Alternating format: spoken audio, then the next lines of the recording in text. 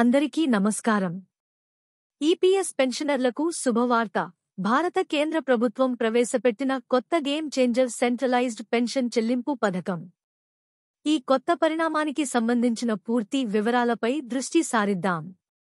టాపిక్లోకి వెళ్లే ముందు అప్డేట్గా ఉండటానికి దయచేసి లైక్ చేయండి, సబ్స్క్రైబ్ చేయండి మరియు బెల్ చిహ్నాన్ని నొక్కండి. ఉద్యోగుల పెన్షన్ స్కీమ్ 1995 కోసం కేంద్ర కార్మిక మరియు ఉపాధి మంత్రి కొత్త కేంద్రీకృత పెన్షన్ చెల్లింపు వ్యవస్థ సిపిపిఎస్ ని ఆమోదించారు. ఈ జాతీయ స్థాయి వ్యవస్థ పెన్షన్ పంపిణీలో విప్లవాత్మక మార్పులు తీసుకురావడానికి సిద్ధంగా ఉంది. ఈపీఎస్ పెన్షనర్లందరూ తమ పెన్షన్ను జనవరి 1, 2025 నుండి భారతదేశంలోని ఏ బ్యాంక్, ఏ బ్రాంచ్ నుండి అయినా స్వీకరించగలరు. కొత్త చెల్లింపు వ్యవస్థ యొక్క ముఖ్య అంశాలు: 1.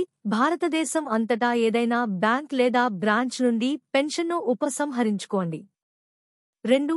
నివాసాన్ని మార్చేటప్పుడు పెన్షన్ చెల్లింపు ఆర్డర్లను, పీపీఓలు బదిలీ చేయవలసిన అవసరం లేదు. 3. విడుదలైన వెంటనే పెన్షన్ క్రెడిట్.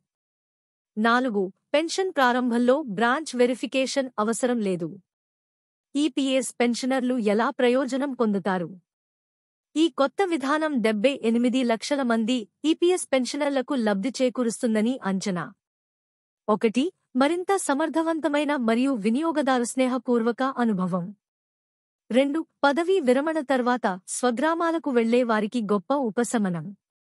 3. అధునాతన ఇన్ఫర్మేషన్ టెక్నాలజీ మరియు బ్యాంకింగ్ టెక్నాలజీలను ప్రభావితం చేస్తుంది. ఈ కొత్త వ్యవస్థ ఎప్పుడు అమలులోకి వస్తుంది? ఈ కొత్త చెల్లింపు వ్యవస్థ జనవరి 1, 2025 నుండి ప్రారంభించబడుతుంది మరియు అందుబాటులో ఉంటుంది. ఇది ఈపీఎఫ్ఓ యొక్క ఇన్ఫర్మేషన్ టెక్నాలజీ ఆధునికీకరణ ప్రాజెక్టులో భాగం. ఈపీఎఫ్ఓ యొక్క అన్ని భవిష్యత్తు ప్రణాళికలు ఆధారిత చెల్లింపు వ్యవస్థకు పరివర్తనను కలిగి ఉంటాయి. ఈపీఎస్ పెన్షన్కు అర్హత: 1. తప్పనిసరిగా ఈపీఎఫ్ఓ మెంబర్ అయి ఉండాలి. 2. ఈపీఎఫ్ఓ సభ్యుడు 10 సంవత్సరాల సర్వీస్ పూర్తి చేసి ఉండాలి. 3. కనీసం 58 సంవత్సరాల వయస్సు ఉండాలి, ముందస్తు లేదా వాయిదా వేయబడిన పెన్షన్ కోసం ఎంపికలతో.